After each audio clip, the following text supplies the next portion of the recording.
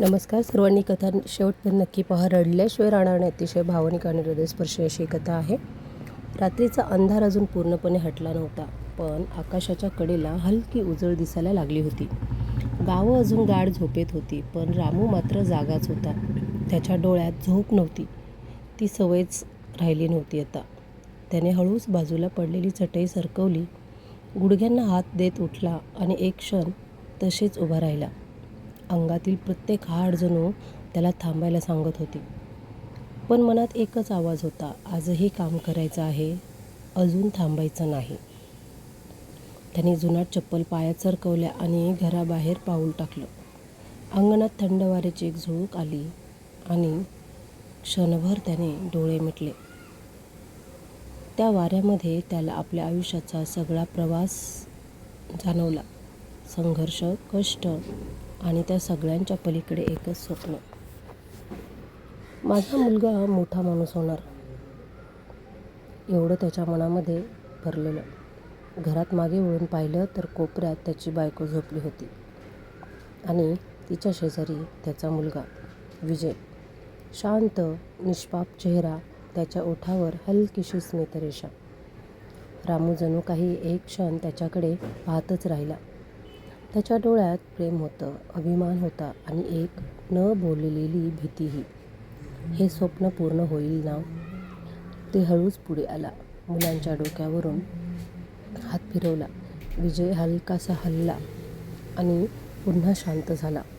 रामूंच्या ओठावर आपोआप शब्द आले, तू फक्त शिक बाळा, बाकी सगळं मी बघतो. दिवस उजळायला लागला तसा कामाची धावपळ सुरू झाली. उन्हं हळूहळू डोक्यावर चढायला लागली आणि त्याच्या अंगावर घामाच्या धारांनी रेषा उमटवायलाही सुरुवात केली.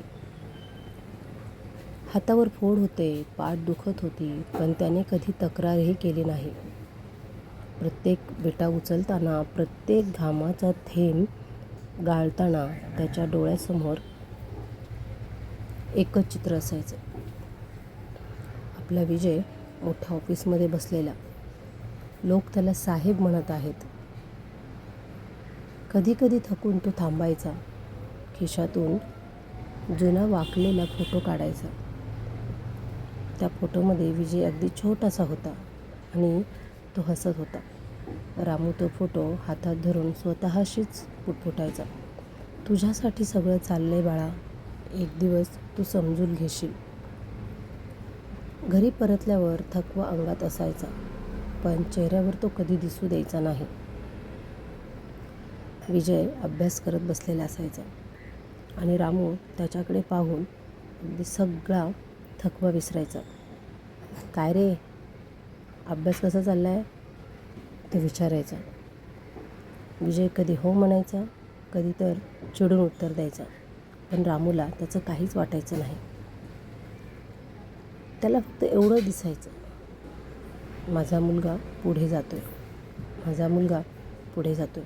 रात्री सगळे झोपले की रामू मात्र जागाच असायचा. छताकडे बघत तो विचार करत बसायचा. पैसे कसे जमवायचे, पुढच्या महिन्याची फी कशी भरायची,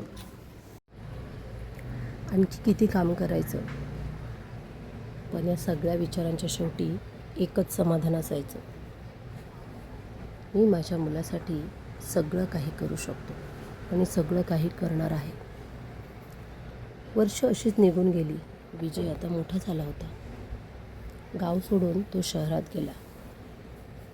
सुरुवातीला फोन यायचे, पत्र यायचे, बाबा मी ठीक आहे, एवढं ऐकलं की रामूचा दिवस भरून जायचा.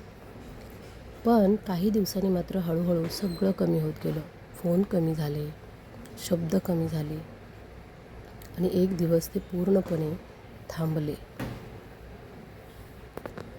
इकडे रामू मात्र बेचैन झाला. रामू तरीही थांबला नाही. तो रोज त्याच विश्वासाने जगत राहिला.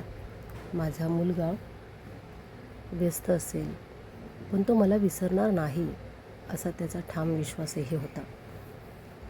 एक दिवस त्याने ठरवलं, आज त्याला भेटायला जायचं. त्याने आपला सगळ्यात चांगला शर्ट घातला. जो अजूनही जुना आणि फाटलेला होता. पण त्याच्यासाठी तो खास होता. हात थरथरत होते, पण डोळ्यात एक वेगळाच उत्साह आणि एक चमकही होती. तो उत्साह घेऊन तो मुलाला भेटायला जाणार होता. तो शहरात पोहोचला. उंच इमारती, गर्दी, आवाज त्याला सगळं अनोळखी वाटत होतं. पण त्याच्या मनामध्ये एकच ओळखीची गोष्ट होती, माझा मुलगा इथे आहे. ऑफिसच्या बाहेर उभा राहून त्याने आत पाऊल टाकलं. माझा मुलगा विजय इथे काम करतो? तो थोड्या घाबरलेल्या आवाजात म्हणाला. काही वेळानंतर विजय बाहेर आला. अगदी स्वच्छ कपडे, आत्मविश्वास, मोठेपण. रामूच्या डोळ्यामध्ये पाणी आलं. विजय? तो आनंदाने म्हणाला. बाळा, मी तुझा बाबा. क्षणभर विजय थांबला. त्याने आजूबाजूला पाहिलं. लोक बघत होते. त्याच्या चेहऱ्यावरचा भावच बदलला. आणि मग त्याने हळू आवाजात पण थंड आवाजात विचारलं, तुम्ही कोण? मला ओळखत नाही. मी तुम्हाला ओळखत नाही. या एका वाक्याने सगळं संपलं. आवाज, गर्दी, जग सगळं शांत झालं होतं. रामूच्या हातातून पिशवी खाली पडली, पण त्याला जाणवलंही नाही. त्याच्या डोळ्यातलं पाणी तो आवरत होता. काही क्षण तो काहीच बोलू शकला नाही. पण त्याने हलकंसं हसू आणलं आणि म्हणाला, चुकलं बहुतेक, माफ करा. तो वळला आणि चालू लागला. प्रत्येक पाऊल जड होतं, पण तो थांबला नाही. बाहेर आल्यावर त्याने आकाशाकडे पाहिलं. डोळ्यातून अश्रू वाहत होते, पण चेहऱ्यावरती अतिशय एक शांत असा भाव होता. जणू त्याने सगळं स्वीकारलं होतं. सगळं स्वीकारूनही सगळं संपलं होतं. त्या दिवशी त्याने काही गमावलं नव्हतं, कारण त्याच्याकडे आधीपासून काही उरलंच नव्हतं. त्याने फक्त एकच गोष्ट समजली, की काही स्वप्न पूर्ण होतात, पण त्यासाठी माणूस स्वतःच हरवतो.